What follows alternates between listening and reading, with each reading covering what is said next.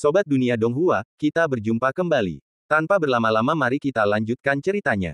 Selamat mendengarkan dan selamat berimajinasi. Yi Feng menatap dingin para pelaku kejahatan ini, nadanya tegas, bangun. Bawa saudara-saudara kita ke penjara bawah tanah. Sisa-sisa tanah suci yang masih hidup bagaikan domba-domba kecil, digiring oleh keempat bersaudara itu. Mereka menggiring Yi Feng dan yang lainnya melewati koridor dan halaman, akhirnya tiba di penjara bawah tanah. Para penyintas ini benar-benar ketakutan oleh taktik kejam keempat bersaudara itu. Mereka tak berani melawan, hanya memohon kepada keempat dewa pembunuh untuk mengampuni nyawa mereka. Pemandangan di dalam penjara bawah tanah membuat keempat bersaudara itu tercengang. Kondisinya mengerikan, lembab dan dingin, dipenuhi tikus dan hama, dan kotoran berlimpah. Udara dipenuhi bau busuk yang menyengat, sulit untuk membedakan apakah itu kotoran atau bau busuk mayat gadis-gadis yang membusuk. Bau busuk itu mencekik sekaligus menjengkelkan. Meskipun bisa disebut penjara bawah tanah, ukurannya yang besar dapat digambarkan sebagai istana bawah tanah. Sel-selnya membentang puluhan mil, masing-masing menampung setidaknya 5 gadis berusia 12 tahun. Penjara bawah tanah itu berisi 2 hingga 3.000 sel.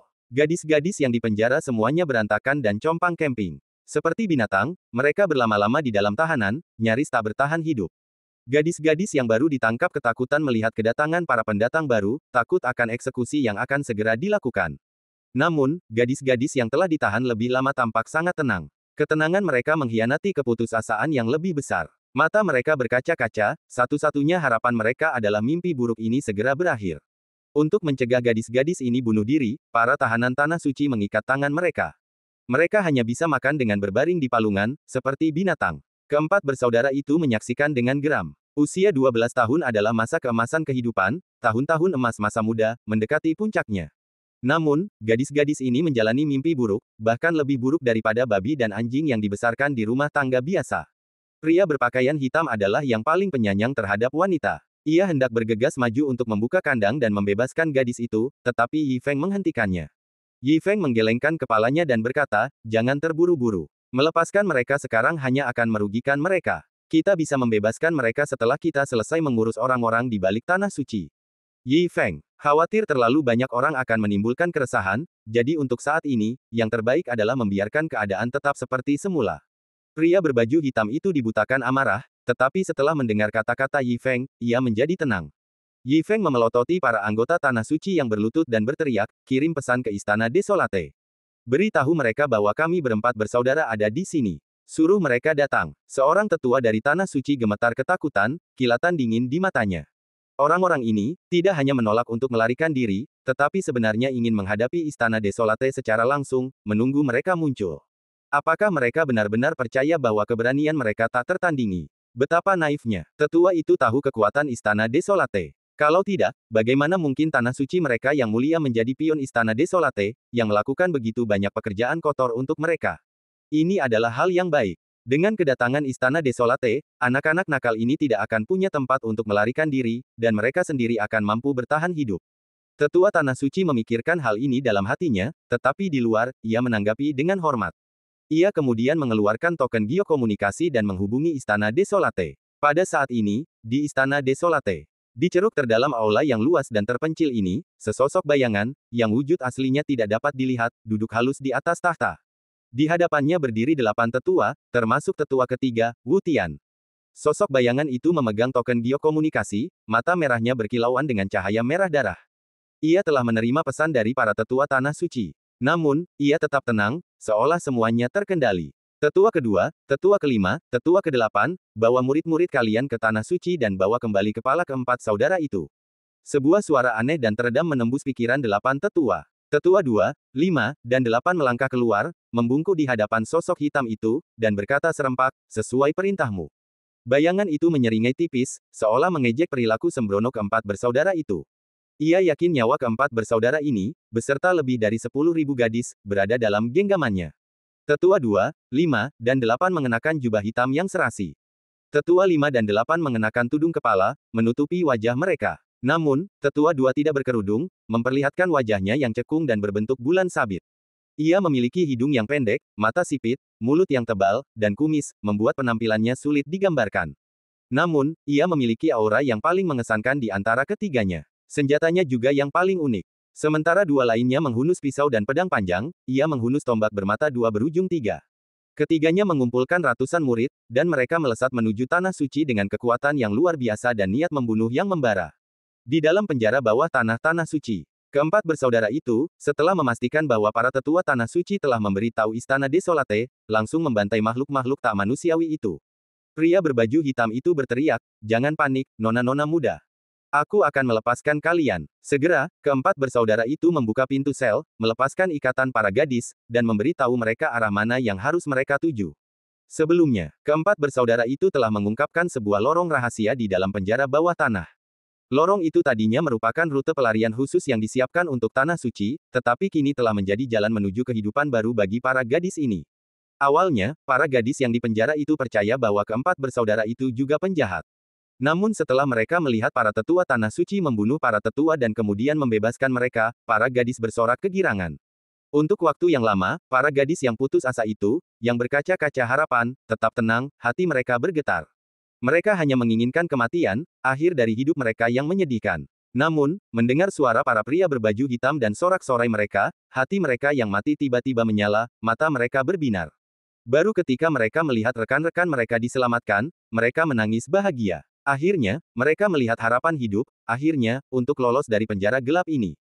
Gadis-gadis yang dibebaskan mulai membantu gadis-gadis lain yang terpenjara. Kekuatan dalam jumlah, lebih dari 10.000 gadis dengan cepat dibebaskan, dan mereka bergabung dengan kerumunan yang berbondong-bondong menuju lorong rahasia, dipenuhi kegembiraan sekaligus kepanikan.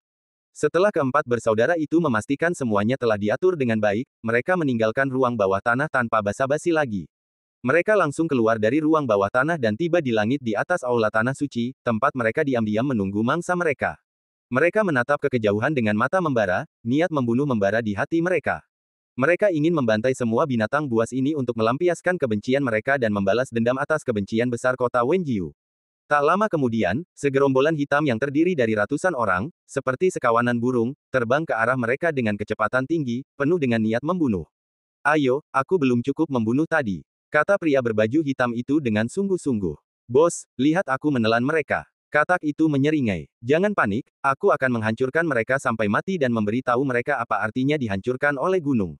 Siput itu berkata perlahan. Yi Feng melirik beberapa orang dan tersenyum, "Jangan bunuh mereka semua, tinggalkan satu atau dua orang untuk kembali dan melaporkan berita, agar kita bisa mengikuti mereka ke istana terbengkalai dan menyerang Huanglong secara langsung."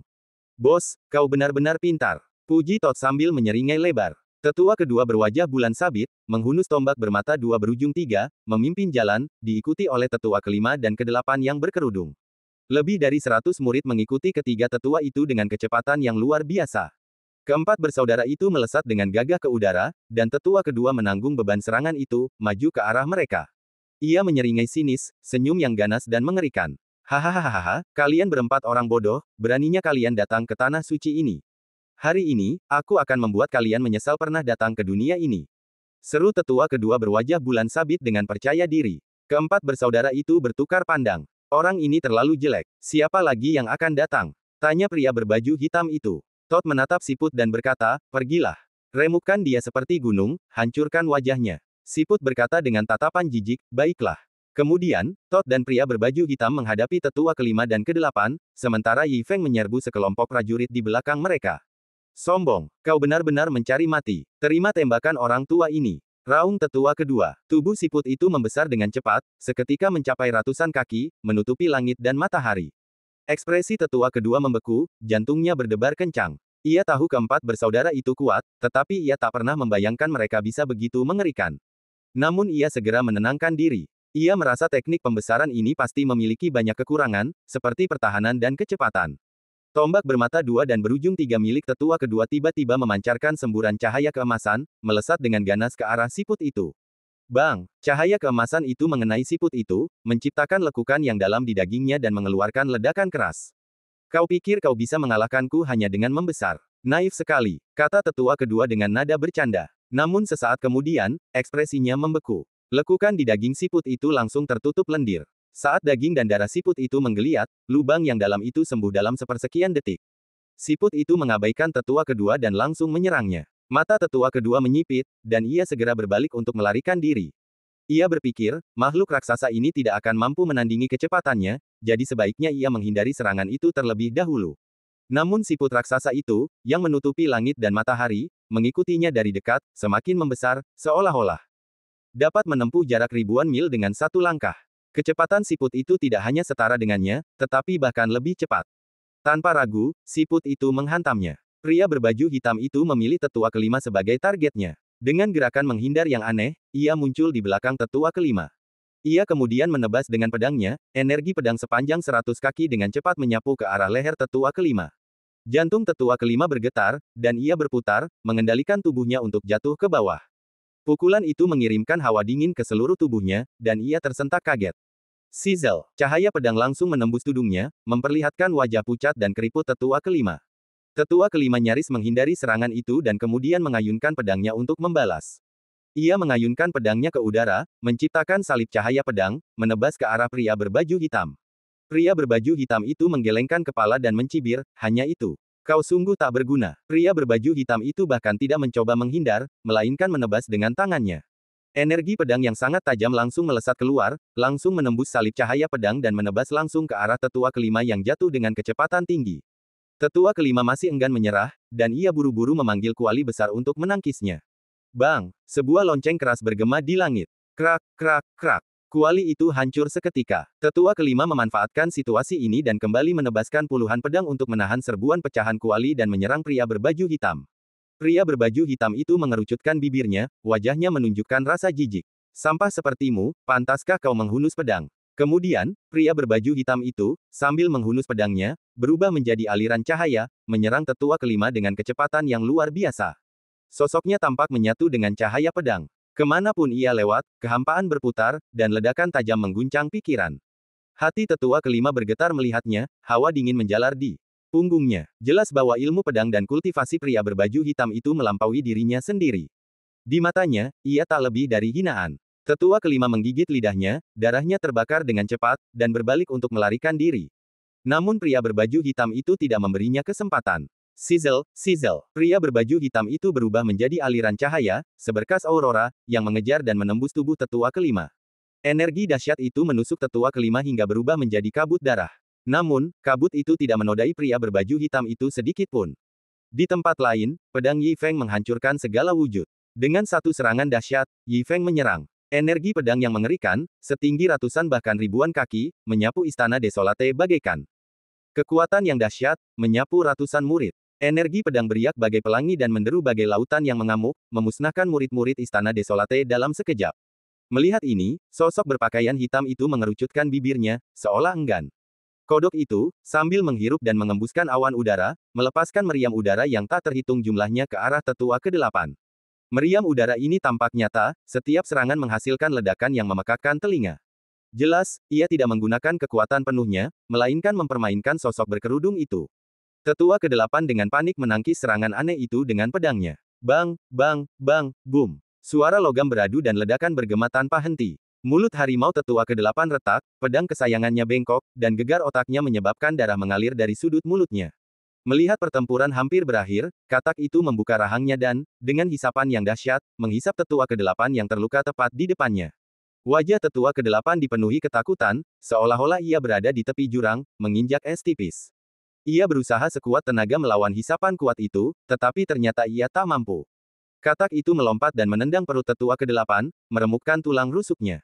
Kemudian, dengan aneh ia membuka mulutnya yang berdarah dan menelan tetua ke-8 hidup-hidup. Sendawa. Setelah menelan pria itu, katak itu bersendawa. Di tempat lain, siput itu meremukkan tetua kedua berwajah bulan sabit, mematahkan tulang dan uratnya. Tepat saat ia hendak membunuhnya, Yi Feng menghentikannya. Siput, biarkan dia hidup dan biarkan dia kembali melapor. Teriak Yi Feng. Mendengar ini, siput itu merasa sangat kesal. Lagi pula, semua saudaranya membunuh, tetapi dialah satu-satunya yang belum meremukkan wajah pria ini. Namun, kakak tertua sudah membuat rencana, jadi dia tidak punya pilihan selain berpura-pura membiarkan pria ini pergi dan mengikutinya ke istana desolate untuk membunuh semua orang. Awalnya, tetua kedua hanya merasakan hawa dingin di tengkuknya. Dia tidak pernah menyangka keempat pria ini begitu kuat. Mereka sama sekali tidak berdaya melawan serangan ketiga tetua. Tetapi saat ini, mendengar kata-kata Yi Feng, ekspresi tetua kedua membeku. Mereka benar-benar akan membiarkannya kembali melapor. Meskipun dia mengakui bahwa keempat pria ini kuat, mereka agak terlalu arogan. Apakah mereka pikir mereka masih bisa melawan seluruh istana desolate? Tapi bagaimanapun juga, memang benar dia tidak harus mati sekarang. Dia menelan beberapa pil sekaligus, mengumpulkan seluruh energi dan kekuatannya, berbalik dan melarikan diri. Keempat bersaudara itu hanya tersenyum saat menyaksikan tetua kedua menghilang di kejauhan. Kemudian, keempat bersaudara itu saling melirik dan menghilang. Tetua kedua Istana Desolate, yang sedang mabuk narkoba saat melarikan diri, akhirnya melihat Istana Desolate. Emosinya bergejolak. Ia merasakan kepedihan atas penyiksaan sebelumnya, kegembiraan karena selamat, dan ketakutan menanggung murka Master Sekte. Dengan semua emosi yang berkecamuk di sekitarnya, tetua kedua justru memperlambat langkahnya. Ia menenangkan pikirannya, lalu dengan gugup memasuki Istana Desolate. Ia mempertimbangkan untuk mengacak-acak rambutnya atau merobek jubah hitamnya hingga hancur berkeping-keping, tetapi karena merasakan parahnya luka-lukanya, ia menahan diri. Lagi pula, Master Sekte begitu kuat sehingga ia bisa langsung tahu bahwa luka-lukanya tak terbantahkan. Kemudian, tetua kedua bergegas ke bagian terdalam Istana Desolate, mencapai singgasana, dan berlutut di hadapan sosok hitam yang tampak mengerikan itu. Termasuk tetua kedua, ada 6 tetua di istana. Mata merah tua bayangan itu berkilauan saat ia menatap tajam ke arah tetua kedua yang terluka parah dan sangat putus asa. Tanpa menunggu bayangan itu bertanya, tetua kedua berbicara lebih dulu, suaranya gemetar, bibirnya bergetar. Laporkan kepada Master Sekte, kekuatan keempat orang itu benar-benar melebihi harapan kami. Tetua kelima dan kedelapan, bersama lebih dari 100 murid, dengan mudah dibunuh oleh mereka. Saya nyaris lolos dari cengkeraman mereka dan datang untuk melaporkan hal ini kepada Master Sekte.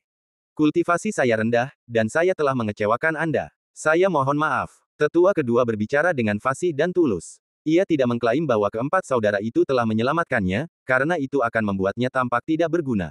Jadi, ia hanya bisa mengatakan bahwa ia nyaris lolos, untuk mencegah. Murka Master Sekte melampiaskan amarahnya kepadanya. Bayangan yang biasanya tenang itu sedikit gemetar. Cahaya merah tua di matanya semakin intens, emosinya menunjukkan sedikit goyah. Kemudian, suara bayangan yang menakutkan dan halus, suara yang memerintah dan menakutkan, memasuki pikiran keenam tetua.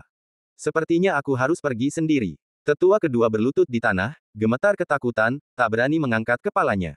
Suara samar itu bergema lagi. Keempat orang ini telah menunjukkan kehebatan yang luar biasa sehingga mereka dianggap sebagai variabel dalam deduksi kita, membuatku menganggap mereka sedikit lebih serius, tapi hanya itu saja.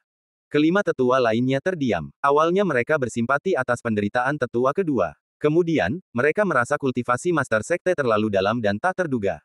Ketiga tetua yang pergi bersama gagal memusnahkan musuh, dan telah dipukuli habis-habisan, menderita banyak korban. Ini membuktikan bahwa keempat bersaudara itu bukanlah tandingan mereka. Karena itu, mereka tidak maju dan menawarkan diri untuk membunuh keempat orang gila itu. Sebaliknya, mereka tetap diam. Sungguh, hanya Master Sekte yang bisa menyelesaikan masalah ini secara pribadi, dan mereka semua dengan penuh semangat menantikan Master Sekte beraksi. Wu Tian sangat terkejut. Ia tidak menyangka keempat bersaudara ini begitu ganas, membantai tidak hanya kuil suci tetapi juga 2 tetua dari Aula Sunyi dan lebih dari 100 murid. Ia membanggakan kultivasinya yang tinggi, tetapi jika tetua kedua bersikap seperti ini, ia, tetua ketiga, bahkan lebih rendah kemampuannya. Jelas, ketidakpedulian keempat saudara itu terhadapnya hari itu wajar saja. Wu Tian merasa sedikit khawatir. Lagi pula, dialah yang memimpin pembantaian kota Wenjiu. Untungnya, Master Sekte bersedia mengambil tindakan langsung, jadi ia yakin keempat orang ini tidak akan menimbulkan masalah. Saat itu, sebuah raungan menggema dari dalam aula. Jangan repot-repot, kami di sini sendirian. Saat suara itu bergema, keempat saudara itu tanpa sadar telah mencapai kedalaman Istana Desolate yang dijaga ketat. Berdiri dengan gagah di udara, mereka menatap sosok gelap dan keenam tetua. Jantung Wu Tian berdebar kencang, ekspresinya berubah drastis. Orang gila ini benar-benar telah menerobos masuk ke aula utama Istana Desolate, sungguh berani. Tetua kedua, seolah tersentuh titik lemah, melompat berdiri dan secara naluriah mundur beberapa langkah. Ia tak menyangka keempat saudara itu lebih berani dari yang dibayangkannya. Alih-alih membiarkannya pergi untuk memberi tahu, mereka justru melacaknya langsung ke markas Istana Desolate. Beraninya kalian membantai kota Wenjiu saat kami pergi. Perseteruan berdarah ini sudah mengakar, dan hari ini, kalian akan membayarnya dengan darah. Raung sosok berpakaian hitam itu. Ya, jika kalian berani memprovokasi kami, Istana Desolate kalian tidak perlu ada. Raung kodok itu. Keenam tetua tetap diam, masing-masing menghunus senjata sihir mereka dan bersiap menghadapi musuh. Bibir sosok hitam itu melengkung ke atas, dan suara menakutkan itu menusuk pikiran semua orang. Haha, kalian cukup berani. Baguslah, itu menyelamatkanku dari keharusan mengejar kalian. Saudara-saudara, jangan buang waktu dengan binatang buas ini. Aku akan berurusan dengan sosok hitam itu. Kalian habisi yang lain di sini dulu. Yi Feng menyipitkan matanya, enggan terlibat dalam diskusi lebih lanjut, hanya ingin melancarkan pembantaian berdarah. Siput itu tak sabar lagi. Tanpa sepatah kata pun, ia menjelma menjadi sosok setinggi 1000 kaki dan menghantam para tetua. Pria berbaju hitam itu meraung, pedang di tangan, menyerang Wu Tian, orang pertama yang akan ia cabik-cabik. Kodok itu mengembuskan dan mengembunkan awan udara, memadatkan energi dahsyat menjadi meriam laser. Yi Feng tak ragu, ia mengarahkan pedangnya ke arah bayangan hitam yang menyeramkan itu. Pertempuran sengit pun meletus dalam sekejap. Kemudian, dengan seringai sinis, bayangan hitam itu perlahan naik, memancarkan aura yang mengerikan dan dingin. Kulihat kalian yang paling tak terduga. Aku akan bersenang-senang dengan kalian. Katanya, matanya bergerak-gerak saat ia berbicara dengan tenang kepada para tetua yang berkumpul, ketiga makhluk tak berguna itu akan diserahkan kepada kalian. Ekspresi Yi Feng sedingin es, pedangnya dengan cepat menyapu ke arah bayangan itu, satu serangan menjangkau 3000 mil. Medan perang langsung terbelah oleh satu serangan Yi Feng. Di pihak ketiga bersaudara itu, seekor siput terbang tinggi ke angkasa, lalu turun bagai selimut. Boom! Raungan menggelegar mengguncang seluruh istana Desolate. Kelima tetua menghindar dengan kecepatan tinggi, tetapi tetua kedua, yang terluka paling parah, tak sempat melarikan diri. Ia berpegangan pada tombaknya yang patah, bermata dua dan berujung tiga, melawan tanpa daya, hanya untuk menyaksikan tanpa daya ujung tombaknya dihancurkan inci demi inci. Lalu lengannya, lalu wajahnya yang berbentuk bulan sabit. Dan kemudian, tubuhnya yang bungkuk. Tetua kedua terhempas ke tanah oleh pukulan cepat itu, tubuh dan jiwanya musnah. Ia bahkan tak sempat bersuara sebelum mati. Bunuh seketika. Jantung Wu Tian berdebar kencang. Ia merasakan kebrutalan pria berpakaian hitam itu. Selain menghadapi pemimpin sekte, ia belum pernah merasakan ketakutan sedalam ini. Ia selalu ditakuti, tetapi ini pertama kalinya dalam hidupnya Wu Tian benar-benar merasakan mendekatnya kematian, seolah-olah ia sedang menghadapi jurang neraka. Memanfaatkan momen ketika siput itu menekan, ia dengan cepat menghindar dan melarikan diri. Setelah mendengar tetua kedua berbicara, ia tahu keempat bersaudara itu sangat kuat dan tidak ingin berhadapan langsung dengan mereka. Dengan begitu banyak tetua yang hadir, ia ingin menguji kekuatan mereka. Tetua pertama memberi perintah, tetua keenam, tetua ketujuh, kalian hadapi kodok itu, tahan saja dia. Sesuai perintah, teriak tetua keenam dan ketujuh serempak. Mereka segera menyalurkan energi mereka, menyemburkan aliran cahaya ke arah kodok itu. Ejek kodok itu. Ia melepaskan meriam udara yang tak terhitung jumlahnya ke arah kedua pria itu, menangkis serangan mereka. Kemudian, ia menghentakkan kaki keras ke udara, dan kaki kodok itu seolah teraliri energi, otot-ototnya menegang luar biasa. Bang! Kodok itu seolah menghancurkan udara, berubah menjadi seberkas cahaya hijau dan menyerbu ke arah kedua pria itu seperti bola meriam yang melaju lebih cepat daripada kecepatan cahaya. Tetua Agung menghindar ke sisi Wu Tian. Wu Tian, ayo kita bekerja sama untuk menghabisi pria berbaju hitam ini.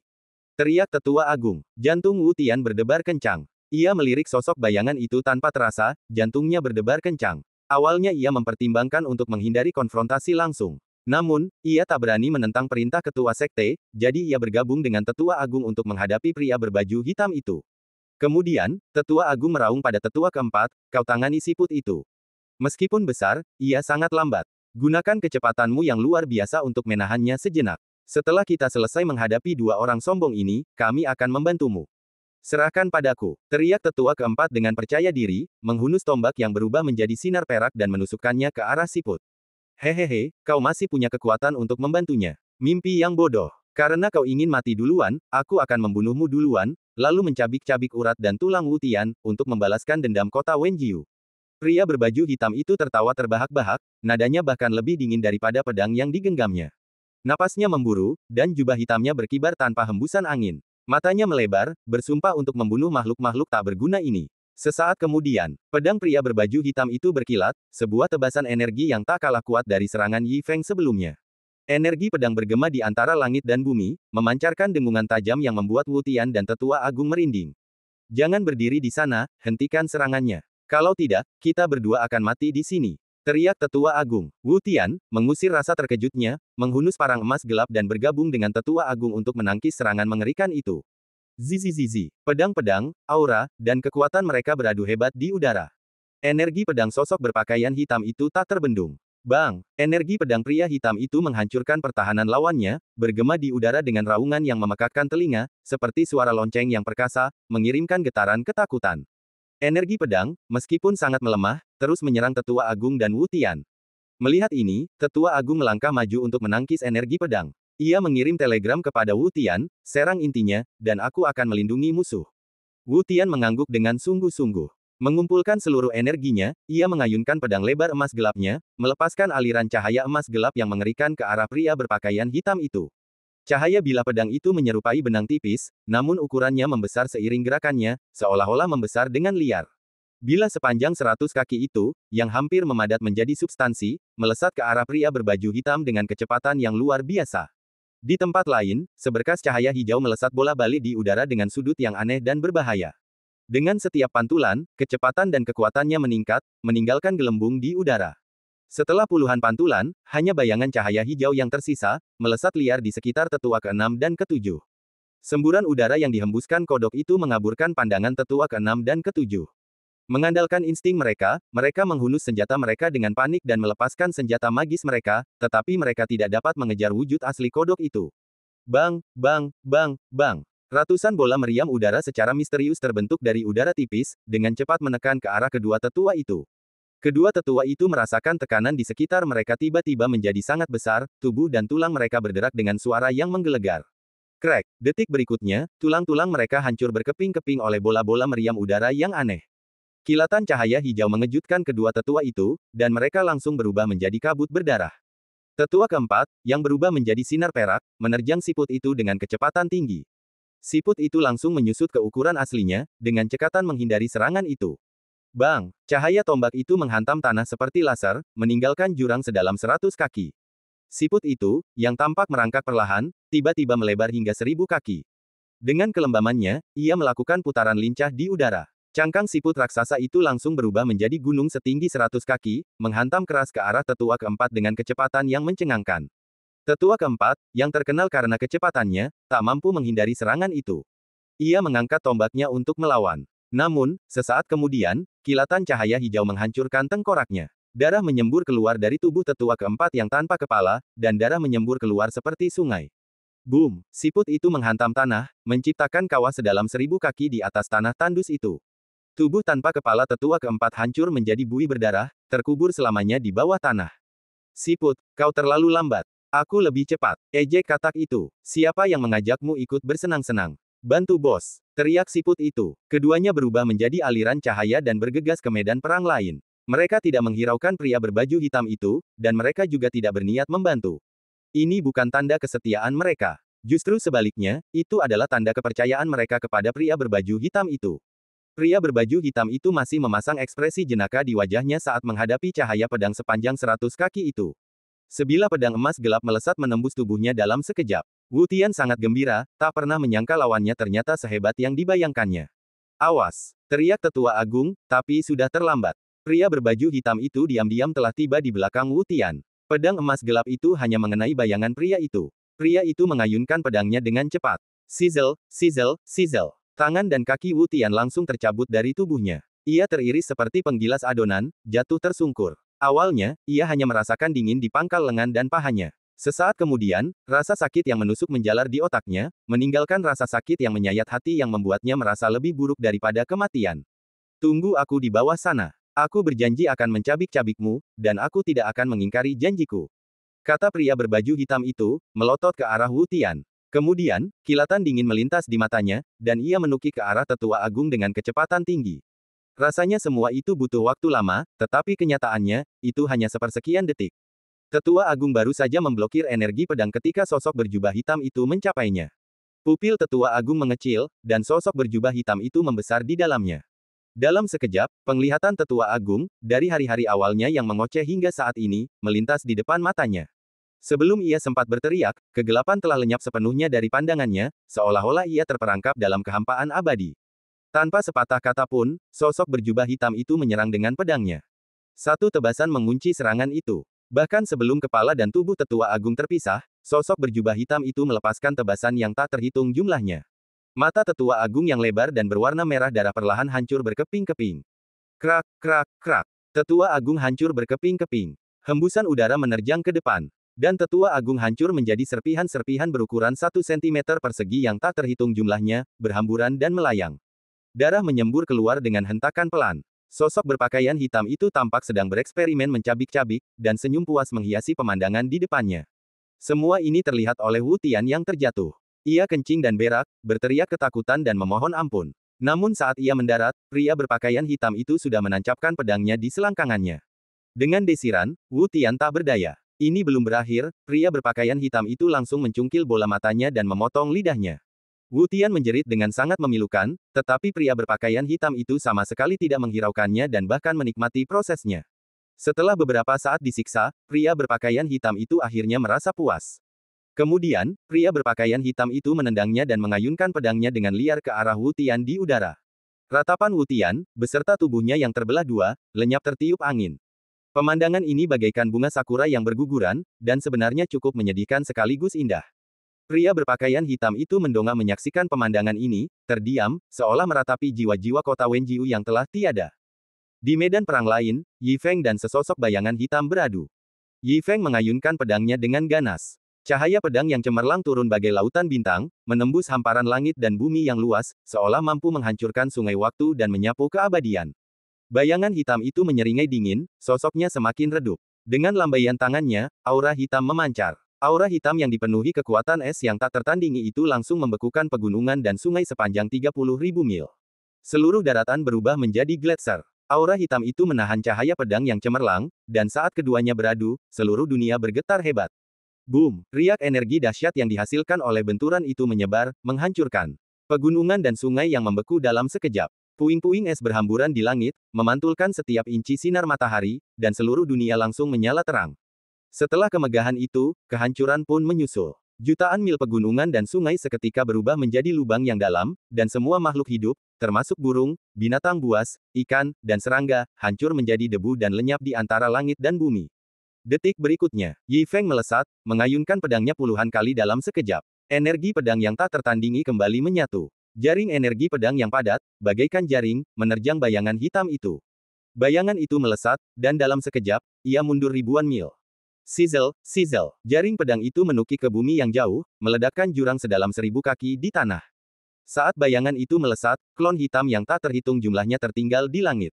Klon-klon ini tidak hanya berfungsi sebagai umpan tetapi juga berubah menjadi panah beku yang terkondensasi dari bayangan. Dalam sekejap, bayangan hitam yang tak terhitung jumlahnya di langit berubah menjadi segerombolan panah hitam yang padat, menusuk Yi Feng dengan kecepatan yang sangat tinggi. Swiss, swiss, swiss, swiss. Panah-panah hitam itu seolah membekukan udara, membawa kekuatan yang dingin dan menakutkan, bagaikan aliran anak panah.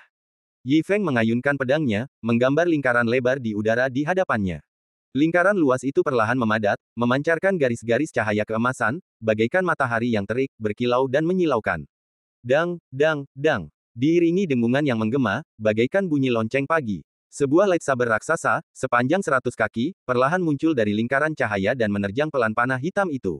Dengan kekuatan yang tak tertandingi, pedang itu melesat maju, merobek kehampaan di sekitarnya. Pedang itu seakan bergesekan dengan ruang dan hukum dunia ini, api yang berkobar perlahan menyala dari bilahnya. Detik berikutnya, lightsaber raksasa itu berubah menjadi pedang raksasa yang menyala-nyala, seolah mampu membakar segalanya, memancarkan api dan kekuatan pedang yang tak tertandingi. Cahaya dan kekuatannya luar biasa dahsyat. Saat panah hitam itu mengenai pedang raksasa yang menyala-nyala itu, pedang itu hancur berkeping-keping, mengeluarkan gumpalan asap dan uap hitam. Ting, ting, ting, mendesis. Suara ledakan, benturan logam, dan anak panah yang meleleh berhamburan ke segala arah bagai gelombang, berlapis-lapis, tak henti-hentinya. Anak panah hitam ini, bagaikan belatung di tulang tarsal, terus-menerus mengikis pedang api raksasa itu. Api pada bilah pedang perlahan mendingin dan memudar, dan bilah pedang raksasa itu perlahan menyusut. Yi Feng mengabaikan lightsaber itu. Ia melesat, menembus hujan anak panah hitam yang tak berujung dan tiba di depan sosok hitam itu. Sosok hitam itu mengangkat tangannya, dan lingkaran cahaya gelap yang dibentuk oleh bayangan hitam tiba-tiba muncul di belakangnya. Lingkaran cahaya bayangan itu menari dan bergoyang bagai kobaran api yang berkobar. Namun, lingkaran cahaya bayangan ini bukanlah api, melainkan api yin hitam bersuhu sangat rendah. Meskipun api yin tidak dapat membakar langit atau mendidihkan laut, ia dapat membekukan ribuan mil dan menggerogoti daging. Yi Feng mengumpulkan seluruh energinya untuk menghalangi energi yin memasuki tubuhnya. Sosok hitam itu, dengan ekspresi jenaka, melambaikan tangannya ke depan. Cincin api yin langsung berputar dengan kecepatan tinggi. Di dalam lingkaran api yin, angin dingin menyerbu ke arahnya. Aura kematian yang dingin, bercampur dengan tengkorak hitam mengerikan yang tak terhitung jumlahnya, meraung ke arah Yi Feng. Yi Feng menyalurkan ki batinnya, auranya yang tak tertandingi langsung menghancurkan tengkorak-tengkorak di hadapannya. Ia kemudian menghunjamkan pedangnya ke depan, wujudnya menyatu dengan pedang seolah berubah menjadi naga emas sepanjang ratusan kaki, menukik ke arah bayangan hitam. Masa bayangan yang padat terbukti tak mampu menghentikannya. Melihat ini, mata bayangan-bayangan itu menjadi waspada. Mereka tidak menyangka orang di hadapan mereka mampu menahan api yin mereka. Namun, alih-alih takut, mereka tampak menunjukkan sedikit kegembiraan. Saat berikutnya, bayangan-bayangan itu berubah menjadi naga hitam pekat berzirah, sepanjang ratusan kaki, menukik ke arah Yi Feng dengan kecepatan yang sangat tinggi. Dua naga raksasa, satu hitam dan satu emas, bertarung di udara, saling bertabrakan dan mencabik. Guntur dan auman naga menggema dari langit, mengguncang tanah sejauh ribuan mil dan menyebabkan kehampaan berputar liar. Pada saat itu, kilatan cahaya hijau langsung mengenai kepala raksasa naga hitam berzirah itu. Bang! Naga yang telah berubah menjadi bayangan itu tertegun oleh hantaman itu. Namun serangan ini tampaknya tidak menyebabkan banyak kerusakan padanya. Kemudian, Yi Feng, yang telah berubah menjadi naga emas, tiba-tiba menggenggam pedang tajam di mulutnya dan melepaskan kekuatan pedang yang terkonsentrasi, melesat ke arah kepala naga itu. Seketika naga hitam berzirah itu berhenti, kekuatan pedang itu menembus tengkoraknya. Kemudian, seekor siput setinggi 1000 kaki tiba-tiba jatuh dari langit. Naga emas dan katak hijau yang berkilauan nyaris terhindar dari serangan itu, sementara naga hitam itu terhempas ke tanah oleh rentetan serangan. Namun, itu belum berakhir. Kilatan cahaya pedang lain muncul, dan sosok berpakaian hitam itu melayang dengan gagah ke udara, menatap naga hitam itu. Bang! Cahaya pedang raksasa itu menghancurkan zirah naga hitam, menimbulkan kerusakan lebih lanjut. Inilah kekuatan gabungan keempat bersaudara itu, pemahaman diam-diam yang ditempa selama hari-hari mereka menjelajahi dunia rahasia bersama. Tubuh raksasa naga hitam itu hancur seketika. Yi Feng juga berubah menjadi wujud manusia, dan keempat bersaudara itu kembali berdiri bahu-membahu, menatap pemandangan di bawah. Jelas, sosok bayangan itu belum dikalahkan. Bayangan itu kembali mengembun, dan tubuhnya tampak sedikit lebih ringan. Bayangan itu sedikit malu karena pukulan itu, tetapi ia masih memiliki niat membunuh. Pantas saja kau disebut variabel, kau memang cukup kuat. Tapi dengan kekuatanmu, kau berani menerobos masuk ke markas kami, kau benar-benar mencari mati. Jika kau pikir kau bisa mengalahkanku seperti ini, kau terlalu naif. Bayangan hitam itu tertawa dingin, dan tawanya dingin. Keempat bersaudara itu sudah lama tidak bertemu lawan sekuat itu, tetapi ini membuat mereka semakin bersemangat.